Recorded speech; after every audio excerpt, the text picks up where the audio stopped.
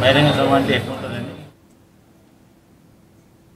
మాజీ TTD chairman Bhumana Karunakar Reddy, మాజీ మంత్రి రోజాపై ఎమ్మెల్యే ఎంఎస్ రాజు ఫైర్ అయ్యారు. కమిషన్ల కోసం ఆశపడి టీటీడీని భూమన భ్రష్టు పట్టించారని మండిపడ్డారు.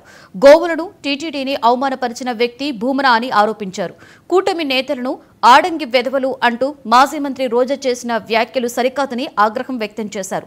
అలాంటి వ్యాఖ్యలు చేస్తే చూస్తూ ఊరుకోమని ఎమ్మెల్యే రాజు హెచ్చరించారు. కరుణాకర్ రెడ్డి గారి కొడుకు షాడో చైర్మన్ గా అక్కడ వ్యవహరించి క్యాంటీన్ల దగ్గర నుంచి వాటర్ బాటిళ్ల దగ్గర నుంచి అన్ని కుంభకోణాలు కేవలం ధనార్జనే ధ్యేయంగా టీటీడీని వైఎస్ఆర్ కాంగ్రెస్ పార్టీలో కొంతమంది ఎమ్మెల్యేలు అడవుల్లో ఉన్నటువంటి ఎర్రచందనాన్ని అదేవిధంగా కొండపైన ఈ రెండు ఆదాయ వనరులుగా చూసినటువంటి దుర్మార్గులు ఎవరైనా ఉన్నారంటే కరుణాకర్ రెడ్డి గారు, వైసీపీ అప్పటి ప్రజాప్రతినిధులు అనే విషయం రాష్ట్ర ప్రజలందరికీ తెలుసు.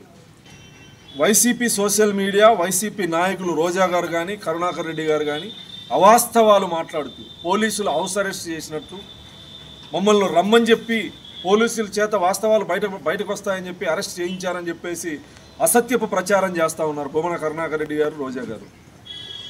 జిల్లా ఎస్పీ గారు, తిరుపతి జిల్లా ఎస్పీ గారు స్పష్టంగా చెప్పడం జరిగింది, మేము ఎవ్వరిని ఏ ఒక్క కార్యకర్తని వైసీపీ కార్యకర్తని హౌస్ అరెస్ట్ చేయలేదు.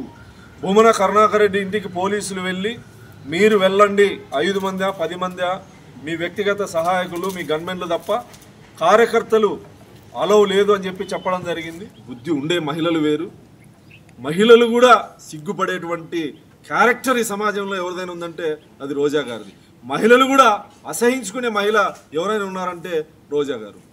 ఇంత దుర్మార్గంగా మీడియా ముందు పబ్లిక్లో మహిళల్ని ఎవరైనా కించపరిస్తే పోరాటం చేయాల్సినటువంటి మహిళా నేత ఆడంగి వెధవల అని మహిళల్ని కించపరిచే విధంగా మాట్లాడడం, ఇంట్లో శెల్వమణి గారిని మాట్లాడి అలవాటై అదే భాషని బయట మాట్లాడితే ఇక్కడ ఎవరు భరించలేరనే విషయాన్ని గుర్తుపెట్టుకోవాలి.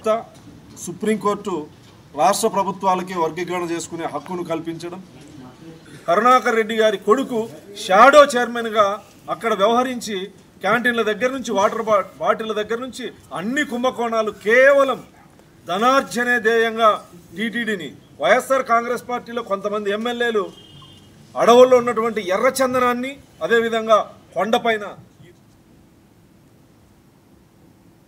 నేషనల్ హెరాల్డ్ కేసులో